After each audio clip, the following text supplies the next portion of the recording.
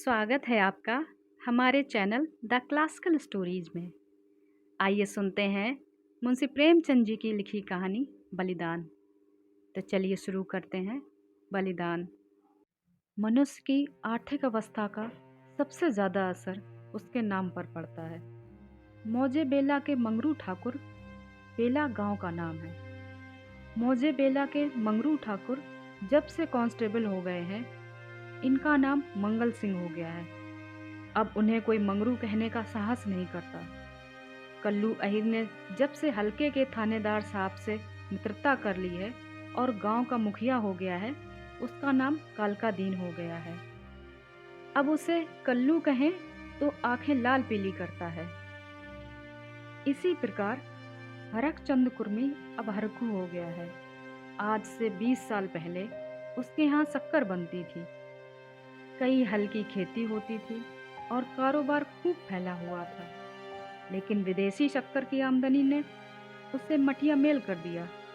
धीरे धीरे कारखाना टूट गया, जमीन टूट गई, गाहक टूट गया और वह भी टूट गया। 70 वर्ष का बूढ़ा जो तकिएदार माचे पर बैठा हुआ नारियल पिया करता था, अब सिर पर टोकरी लिए खाद फेंकने जाता है। परंतु उसके मुख पर अब भी एक प्रकार की गंभीरता, बातचीत में अब भी एक प्रकार की अकड़ और चाल ढाल में अब भी एक प्रकार का स्वाभिमान भरा हुआ है। इस पर काल की गति का प्रभाव नहीं पड़ा। रस्सी जल गई पर बल नहीं टूटा। भले दिन मनुष्य के चरित्र पर सदैव के लिए चिन्ह छोड़ जाते हैं। हरखू के पास अब केवल 5 बीघा जमीन है, केवल 2 बैल हैं, एक ही हल की खेती होती है। लेकिन पंचायतों में आपसी कलह में उसकी सहमति आज भी सम्मान की दृष्टि से देखी जाती है। वह जो बात कहता है बेलगाम कहता है और गांव के अनपढ़ उसके सामने मुंह नहीं खोल सकते। हरखू ने अपने जीवन में कभी दवा नहीं खाई थी। वह बीमार जरूर पड़ता, कुंवार मास में मलेरिया से कभी न बचता था, लेकिन 10-5 दिन में वह बिना दवा खाए ही चंगा हो जाता था। इस वर्ष कार्तिक में बीमार पड़ा और समझा कि अच्छा तो हो ही जाऊंगा। उसने कुछ परवाह नहीं की, परंतु अब की बार ज्वार मौत का परवाना लेकर चला था। 1 सप्ताह बीता, दूसरा सप्ताह बीता, पूरा महीना बीत गया, पर हरखू चारपाई से ना उठा। अब उसे दवा की जरूरत मालूम हुई। उसका लड़का गिरधारी कभी नीम के सीखे पीसता, कभी गुर्च का सत, कभी गदापूर्णा की जड़, पर इन सब औषधियों से कोई फायदा न होता था। हरखू को विश्वास हो गया कि अब संसार से चलने का दिन आ गया है। एक दिन मंगल सिंह उसे देखने गए। बेचारा टूटी खाट पर पड़ा राम नाम जप रहा था। मंगल सिंह ने कहा, बाबा, बिना दवा खाए अच्छे ना होगे, पुनैन क्यों नहीं खाते? हरखू ने उदासीन भाव से कहा, तो लेते आना। दूसरे दिन कालिका दीन ने आकर कहा, बाबा, 2-4 दिन कोई दवा खा लो। अब तुम्हारी जवानी की देह थोड़े ही है कि बिना दवा दर्पण के अच्छे हो जाओगे। हरखू ने उसी मंद भाव से कहा, तो लेते आना। लेकिन रोगी को देखाना एक बात है और दवा देना दूसरी बात। पहली बात शिष्टाचार से होती है और दूसरी बात संवेदना से। ना मंगल सिंह ने खबर ली, ना ही कालका दीन ने, और ना किसी तीसरे ने ही। हरखू दलान में खाट पर पड़ा रहता। मंगल सिंह कभी नजर आ जाते तो कहता, भैया वह दवा नहीं लाए। मंगल सिंह कतराकर निकल जाते। कालका दीन दिखाई देते तो उनसे भी यही प्रश्न करता, लेकिन वह भी नजर बचा जाते। या तो उसे सूझता ही नहीं कि बिना दवा पैसे के नहीं आती, या वह पैसों को भी जान से प्रिय समझता था, अथवा जीवन से निराश हो गया था। उसने कभी दवा के लिए दाम की बात नहीं की। दवा ना आई, उसकी दशा दिन ब दिन बिगड़ती गई। यहाँ तक कि 5 महीने कष्ट भोगने के बाद उसने ठीक होली के दिन शरीर त्याग दिया। गिरधारी ने उसका शव बड़ी धूमधाम से निकाला। क्रियाकर्म बड़े हौसले से किया। कई गांव के ब्राह्मणों को निमंत्रण किया। बेला में होली न मनाई गई, ना अबीर, ना गुलाल उड़ी, ना डफली बजी, ना भांग की नालियां बहीं। कुछ लोग मन में हरकू को कोस जरूर रहे थे कि इस बुड्ढे को आज ही मरना था, 2-4 दिन बाद मरता। लेकिन इतना निर्लज्ज कोई न था कि शोक में आनंद मनाता। वह शरीर नहीं था जहां कोई किसी के काम में शरीक नहीं होता, जहां पड़ोसी को रोने पीटने की आवाज हमारे कानों तक नहीं पहुंचती। हरकू के खेत गांव वालों की नज़र पर चढ़े हुए थे। 5 बीघा जमीन कुएं के पास थी। खाद पात से लदी हुई मेड़ बांध से ठीक है। उसमें 3-3 फसलें होती हैं। हरकू के मरते ही उन पर चारों ओर से धावे होने लगे। गिरधारी तो क्रियाकर्म में फंसा हुआ था। उधर गांव के मनचले किसान लाला ओमकार नाथ को चैन न लेने देते। नजराने की बड़ी बड़ी रकमें पेश हो रही थीं। कोई साल भर का लगान देने को तैयार था, कोई नजराने की दूनी रकम के दस्तावेज लिखने पर तुला हुआ था। लेकिन ओमकार नाथ सबको टाल रहे थे। उनका विचार था कि गिरधारी के बाप ने खेतों को 20 वर्ष तक जोता है, इसलिए गिरधारी का हक सबसे पहले। वह अगर दूसरों से कम भी नजराना दे तो खेत उसी को देने चाहिए। अस्तु जब गिरधारी क्रियाकर्म से निवृत्त हो गया और उससे पूछा, खेती के बारे में क्या कहते हो? गिरधारी ने रोकर कहा, सरकार, इन्हीं खेतों का तो आसरा है, जोतूंगा नहीं तो क्या करूंगा? ओमकार नाथ, नहीं, जरूर जोतो, खेत तुम्हारे ही हैं, मैं तुमसे छोड़ने को नहीं कहता। हरकू ने उसे 20 साल तक जोता है, उन पर तुम्हारा हक है। लेकिन तुम देखते हो अब जमीन की दर कितनी बढ़ गई है। तुम 8 रुपए बीघे पर जोतते थे और मुझे 10 रुपए मिल रहे हैं, और नजराने के 100 रुपए अलग से। तुम्हारे साथ रियायत करके लगान वही रखता हूँ, पर नजराने के रुपए तुम्हें देने पड़ेंगे। गिरधारी, सरकार, मेरे घर में इस समय रोटी का भी ठिकाना नहीं, इतने रुपए कहाँ से लाऊंगा? जो कुछ जमा जथा थी दादा के काम में उठ गई। अनाज खलियान में है, लेकिन दादा के बीमार हो जाने से उपज भी नहीं अच्छी हुई। रुपए कहाँ से लाऊं? ओमकार नाथ, यह सच है, लेकिन इससे ज्यादा रियायत मैं नहीं कर सकता। गिरधारी, नहीं सरकार, ऐसा ना कहिए, नहीं तो हम बिन मारे मर जाएंगे। आप बड़े होकर कहते हैं तो मैं बैल बछिया बेचकर 50 रुपए ला सकता हूँ, इससे बेसी की हिम्मत मेरी नहीं पड़ती। ओमकार नाथ चिढ़कर बोले, तुम समझते होगे कि हम यह रुपए लेकर अपने घर में रखते हैं और चैन की बंसी बजाते हैं, लेकिन हमारे ऊपर जो गुजरती है हम ही जानते हैं। कहीं यह चंदा, कहीं वह चंदा, कहीं यह नजर, कहीं वह नजर, कहीं यह इनाम, कहीं वह इनाम, इनके मारे कचूमर निकल जाता है। बड़े दिन में सैकड़ों रुपए डलियों में उड़ जाते हैं। जिसे डाली ना दो वही मुंह फुलाता है। जिन चीजों के लिए लड़के तरस कर रह जाते हैं उन्हें बाहर से मंगवाकर डालियां सजाता हूँ। उस पर भी कभी कानून गो आ गए, कभी तहसीलदार, कभी डिप्टी साहब का लश्कर आ गया। सब के सब मेरे मेहमान होते हैं। अगर ना करूं तो नक्कू बनूं और सबकी आंखों का कांटा बन जाऊं। साल में 1000-1200 मोदी को इसी रसद खुराक के मद में देने पड़ते हैं। यह सब कहाँ से आए? बस यही चाहता हूँ कि छोड़कर चला जाऊं। लेकिन हमें परमात्मा ने इसीलिए बनाया है कि एक से रुपए सता कर लें और दूसरे को रो रो कर दें। यही हमारा काम है। तुम्हारे साथ इतनी रियायत कर सकता हूँ, मगर तुम इतनी रियायत पर भी खुश नहीं होते तो हर इच्छा। नजराने में 1 पैसे की भी रियायत नहीं होगी। अगर 1 हफ्ते के अंदर रुपए दाखिल करोगे तो खेत जोत पाओगे, नहीं तो नहीं। मैं कोई दूसरा प्रबंध कर दूंगा। लेकिन सुभागी यूं चुपचाप बैठने वाली स्त्री ना थी। वह क्रोध से भरी हुई कालकादीन के घर पहुंची और उसकी स्त्री को खूब लताड़ा। कलका बानी आज का सेठ खेत जोतने चले हैं, देखें मेरे खेत में हल लेकर कौन जाता है? अपना और उसका लहू एक न कर दूं। पड़ोसिन ने उसका पक्ष लिया, तो क्या गरीबों को कुचलते फिरेंगे? सुभागी ने समझा, मैंने मैदान मार लिया। उसका चित्त बहुत शांत हो गया, किंतु वही वायु जो पानी में लहरें पैदा करती है, वृक्षों को जड़ से उखाड़ डालती है, सुभागी को तो पड़ोसियों की पंचायत में अपने दुखड़े रोती और कल का दिन की स्त्री से छेड़ लड़ती। इधर गिरधारी अपने द्वार पर बैठा हुआ सोचता, अब मेरा क्या होगा? अब यह जीवन कैसे कटेगा? ये लड़के किसके द्वार पर जाएंगे? मजदूरी का विचार करते ही उसका हृदय व्याकुल हो उठता। इतने दिनों तक स्वाधीनता और सम्मान का सुख भोगने के बाद, अधम चाकरी की शरण में लेने के बाद वह मर जाना अच्छा समझता था। वह अब तक गृहस्थ था। उसकी गणना गांव के भले आदमियों में थी। उसे गांव के मामले में बोलने का अधिकार था।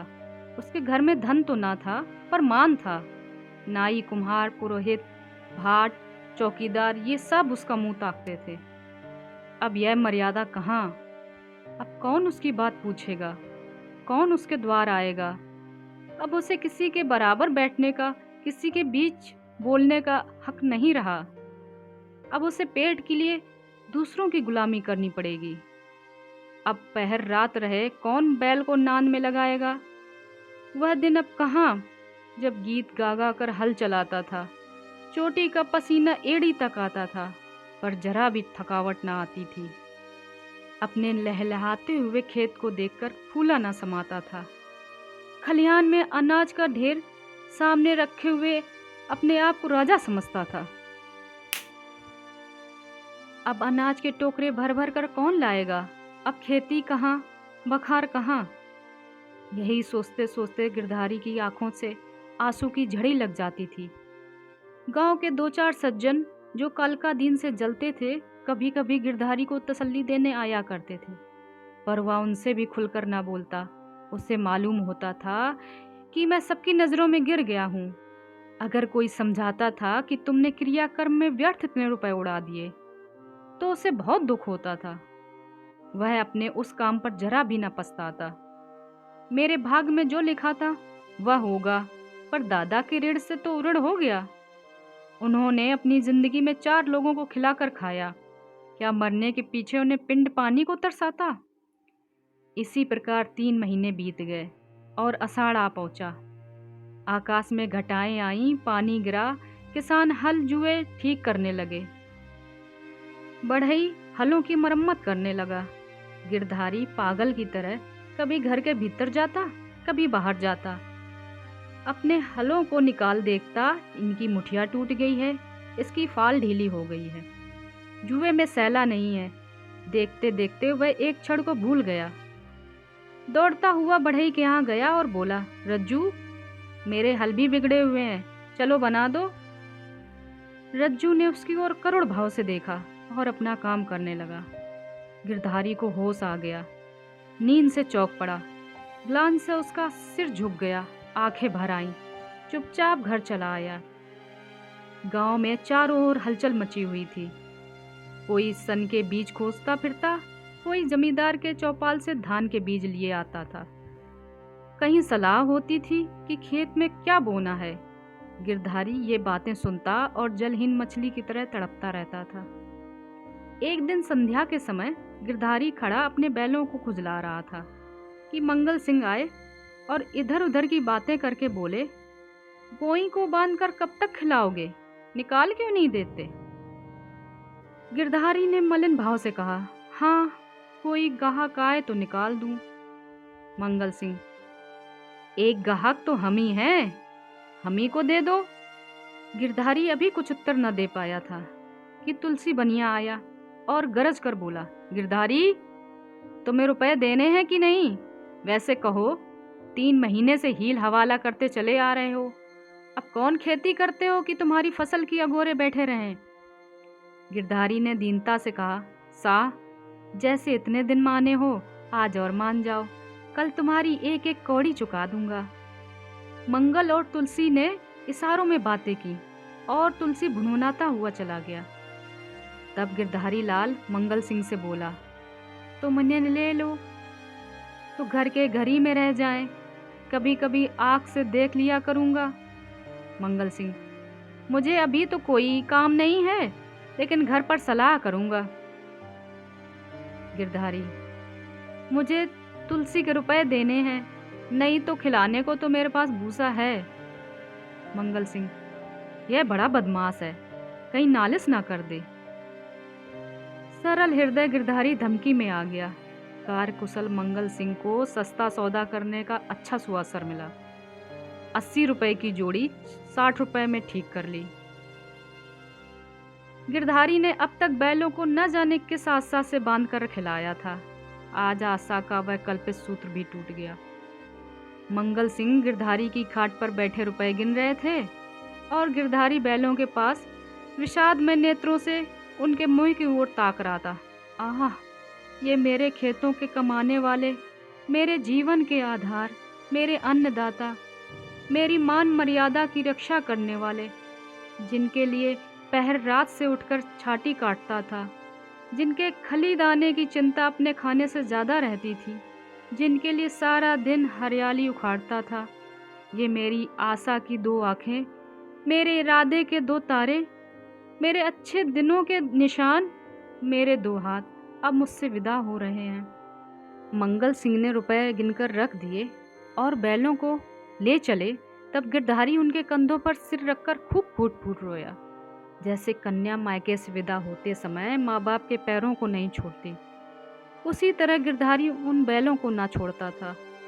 सुभागी भी दलान में पड़ी रो रही थी और छोटा लड़का मंगल को एक बांस की छड़ी से मार रहा था। रात को गिरधारी ने कुछ नहीं खाया, चारपाई पर पड़ा रहा। प्रातःकाल सुभागी चिलम भर कर ले गई तो वह चारपाई पर ना था। उसने समझा कहीं गए होंगे, लेकिन जब दोपहर घड़ी दिन चढ़ आया और वह ना लौटा तो उसने रोना धोना शुरू कर दिया। गांव के लोग जमा हो गए, चारों ओर खोज होने लगी, पर गिरधारी का पता न चला। गिरधारी उदास और निराश होकर घर आया। 100 रुपए का प्रबंध करना उसके काबू से बाहर था। सोचने लगा, अगर दोनों बैल बेच दूं तो खेत ही लेकर क्या करूंगा, घर बेचूं तो यहाँ लेने वाला ही कौन है, फिर बाप दादों का नाम डूबता है। 4-5 पेड़ हैं, लेकिन उन्हें बेचकर 25 रुपए या 30 रुपए, इससे अधिक ना मिलेंगे।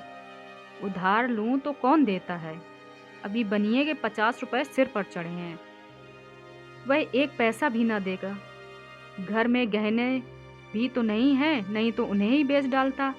ले देकर एक हंसली बनवाई थी, वह भी बनिए के घर पर पड़ी है।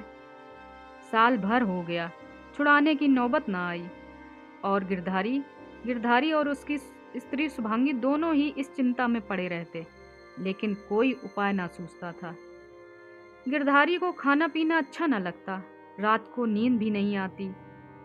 खेतों के निकलने का ध्यान आते ही उसके हृदय में हूक सी उठने लगती। हाय, वह भूमि जिसे हमने वर्षों जोता, जिसे खाद से पाटा, जिसमें मेड़े रखी, जिसकी मेड़े बनाई, अब उसका मजा दूसरा उठाएगा। वे खेत गिरधारी के जीवन का अंश हो गए थे। उनकी एक एक अंगुल भूमि उसके रक्त से रंगी हुई थी। उनके एक एक परमाणु उसके पसीने से तर हो रहा था। उनके नाम उसके जिह्वा पर उसी तरह रहते जिस तरह अपने तीनों बच्चों के नाम। कोई 24 का था, कोई 22 का, कोई नाल बेला और कोई तलैया वाला। इन नामों के स्मरण होते ही खेतों का चित्र उसकी आंखों के सामने खिंच जाता था। वह इन खेतों की चर्चा इस तरह करता मानो वो सजीव हैं, मानो उसके भले बुरे के साथी हैं। उसके जीवन की सारी आशाएं, सारी इच्छाएं, सारे मंसूबे, सारी मिठाइयाँ, सारे हवाई किले इन्हीं खेतों पर अवलंबित हैं। इनके बिना वह जीवन की कल्पना नहीं कर सकता था, और वो ही आज उसके हाथ से निकल रहे हैं। वह घबराकर घर से निकल जाता है और घंटों खेतों की मेड़ पर बैठा हुआ रोता है, मानो उनसे विदा हो रहा हो। इस तरह 1 सप्ताह बीत गया और गिरधारी रुपए का कोई बंदोबस्त ना कर सका। 8वें दिन उसे मालूम होता है कि कालका दीन ने 100 रुपये नजराने देकर 10 रुपये बीघे पर खेत ले लिया। गिरधारी ने एक ठंडी सांस ली। एक क्षण के बाद वह अपने दादा का नाम लेकर बिलक बिलक रोने लगा। उस दिन घर में चूल्हा नहीं जला। ऐसा मालूम होता था मानो हरकू आज ही मरा है। संध्या हो गई थी, अंधेरा छा रहा था। सुभागी ने दिया जलाकर गिरधारी के सिरहाने रख दिया और बैठी द्वार की ओर ताक रही थी। सहसा उसे पैरों की आहट मालूम हुई। सुभागी का हृदय धड़क उठा। वह दौड़कर बाहर आई, इधर उधर ताकने लगी। उसने देखा कि गिरधारी के बैलों की नाद के पास सिर झुकाए खड़ा है। सुभागी बोल उठी, घर आओ, वहां क्यों खड़े हो? आज सारे दिन कहाँ रहे? यह कहते हुए वह गिरधारी की ओर चली। गिरधारी ने कुछ उत्तर न दिया। वह पीछे हटने लगा और थोड़ी दूर जाकर गायब हो गया। सुभागी चिल्लाई और मूर्छित होकर गिर पड़ी। दूसरे दिन कालकादीन हल लेकर अपने नए खेत पहुंचे। अभी कुछ अंधेरा था। वह बैलों को हल में लगा रहे थे कि यकायक उन्होंने देखा कि गिरधारी खेत की मेड़ पर खड़ा है। वही मिर्जई, वही पगड़ी, वही सोटा। कालिकादीन ने कहा, अरे गिरधारी, मर्दे आदमी, तुम यहाँ खड़े हो? और बेचारी सुभागी हैरान हो रही है।